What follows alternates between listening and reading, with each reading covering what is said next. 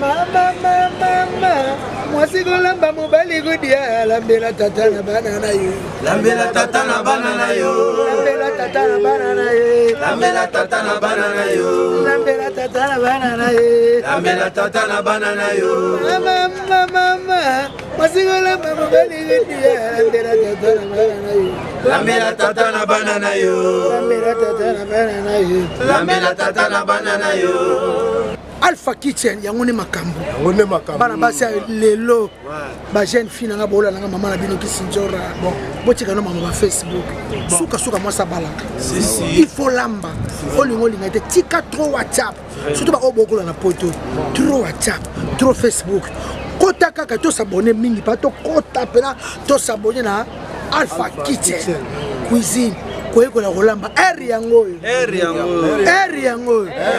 ofongo na matoi trop Facebook Instagram lobi okobala papa olinga alia suka mwasi nyonso na mokili fa bala abota fo lambela papa Alpha Kitchen suka na elubu so lingo yekola yo s'abonner kaka ngala boite nga sta coach déjà mama mwasi kolamba mobali godia lambela tata na banana yo.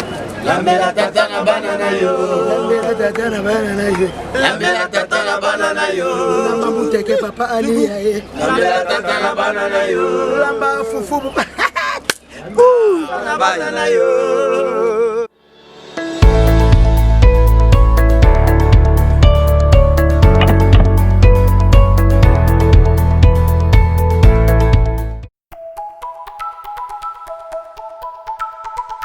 Welcome na chaîne Nangai. Na pesi babone nyoso ya Alpha Kitchen. Ba mbote bisika nyoso bozwani kimi ankolo ekuta na mabota na bino. Soki ezamba na liboso ozotala ngai. Zwa mwata okoka ko s'abonner. Merci. Lelo tozokende kolamba mayebo ya makutukutu mbinzo na mbisa kokauka. Tozokende olakisa ba ingrédients oto kolambela mayebo mukola lelo. Nasina sukoli mayebo na mbinzo siko nasoke kolakisa reste ya ingrédients ona kolambela mayebo mukola lelo. Tozana poiro, mbisi ya kokauka, ndembi, pilipili, ai, tomate, litungulu, mwamba, mungwa, mafuta mbila et puis all purpose. Siko tozoketia mayebo na mbinzo na nzue.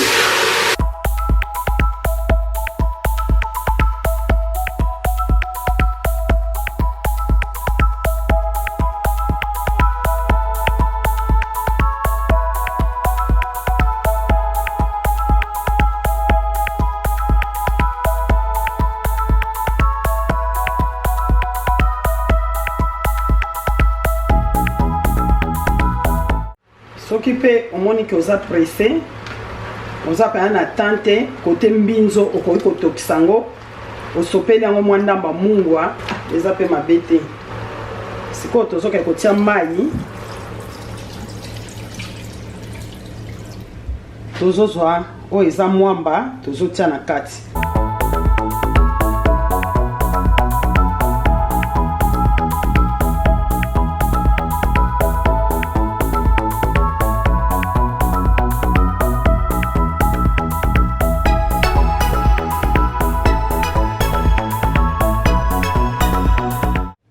Tango nyoso le tozotokisa biloko na biso tokoki kobosana te kotia mungwa oyo eza lutu na biso nde nalakisaki ya moke osopeli mwa ndama mungwa apres wana ozipi etoka mpona ozoki ebongisa babiloko na nga mosusu bato tozokende kobalola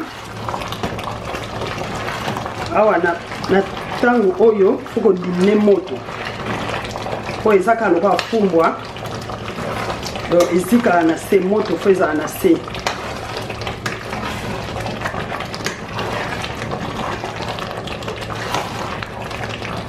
Totie moto na 3 po etoka.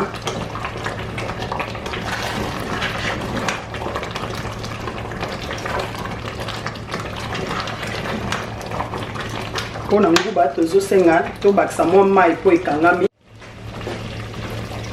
To bakisi mwa mai po ezika te.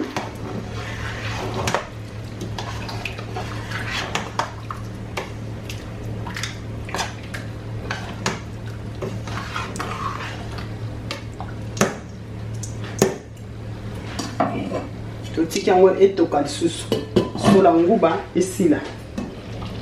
Tozoke tala ndenge mbinzo na biso esangani na mwamba. Siko tozoke tia matungulu. Totia matungulu ndamu ndenge ka tosalaki na fumbwa. Ndamu su tobombi. Totie poireau, totie tomate, totie ail. Siko tozoke na kobalula po esangana. Eza ngo biloko moko ezaka pe vite fait et umelaka te na kolamba.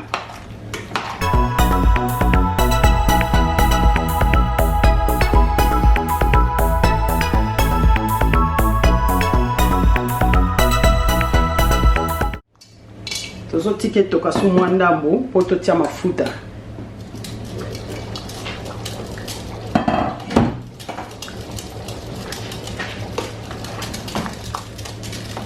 Matungo na biso isangani na tomate siko toke tia mafuta mbila. Izo mafuta nso tozotia.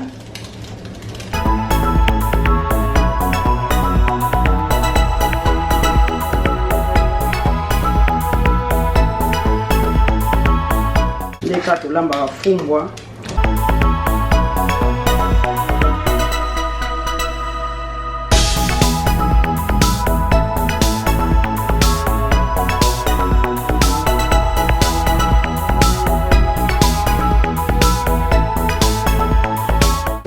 Mbisa ukauka tosangisi po ebela nyonso mbala moko. Mbisa na biso tosukoli leka habitude tosukoli osimbisi mwa moto tosukoli yango bien pona zelo. Sangisi siko tozotika na mbisi na mafuta ebela.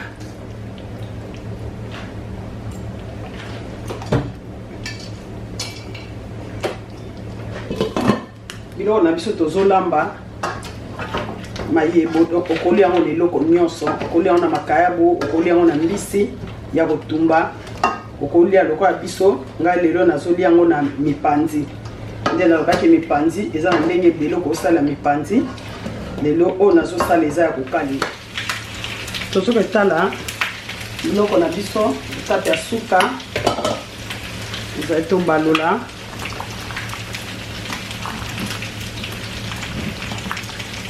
Monike ebeli pona yango tozoke tia ndama matungo na biso etikalaki na pilipili na poireau po epesa test ndeka tosalaki na fumbwa.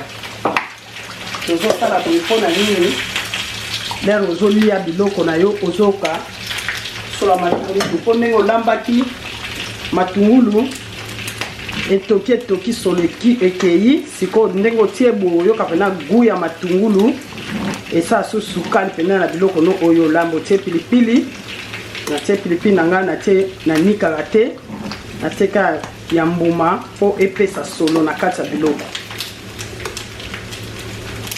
Na etape o nazokende siko komeka mungwa neba so mungwa nanga ekoki.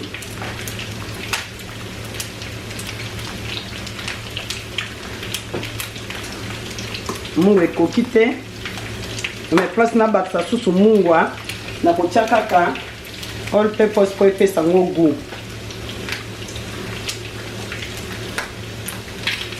Ekoki tozobalola po tokomi na biso na suka.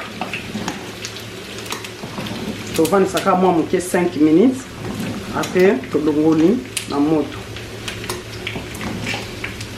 Mondenge sangani nguba eleki te ezangi te ekoki net oyoka ngo elengi kosala ngo te ezala mai nguba eza te to nguba eleki mingi wana oyoka ngo bien te donc faut ezala mesure oyo eza mipanzi oyo tokolela mayebo na biso ya mokolo ya lelo kolia yango na kwanga olia yango mpe na loso olia yango mpe na semoule okolia mpe na makemba mbala eloko nyonso osepeli kolela okolia na yango tozoka etala biloko na biso biloko ya mwamba nyonso ezalaka ntango ozolamba mafuta ekomata likolo donc il faut osangisa to mafuta emataka likolo ntango osangisi nde omoni mafuta nyonso ebungi omwamba aza na mafuta na mwa ndambo mpe biso totiaki yango moni ezobimisa o wana donc biloko na biso ebeli tokomi na biso na suka sikoyo tozokende mpona koservir biloko na biso